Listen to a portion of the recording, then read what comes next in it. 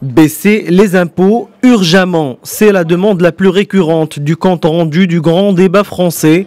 Elle a fait l'objet d'un consensus de la part des participants sur le site internet dédié aux contributions, les cahiers citoyens, les réunions d'initiatives locales et les conférences citoyennes. La première exigence, c'est en fait une immense exaspération fiscale. Cette exaspération, elle ne date pas d'hier. Mon gouvernement en assume sa part de responsabilité. Il en a d'ailleurs tiré un certain nombre de conséquences en annulant la hausse de la taxe carbone.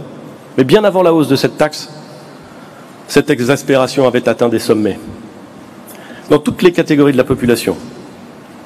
Parmi les baisses d'impôts demandées, la TVA, la première citée face à l'impôt sur le revenu et les impôts locaux. Les Français ont également exprimé leur aspiration à une justice fiscale qui se traduit par les soutiens notables au rétablissement de l'impôt sur la fortune et le renforcement de la lutte contre la fraude fiscale. Les Français sont toutefois prêts à payer davantage d'impôts quand il s'agit de leur santé. Nous avons baissé les cotisations sociales, baissé la taxe d'habitation, baissé l'impôt sur les sociétés. Sans doute pas assez vite, sans doute pas assez fortement, sans doute pas assez clairement, car manifestement cela n'a pas suffi à répondre au ras-le-bol.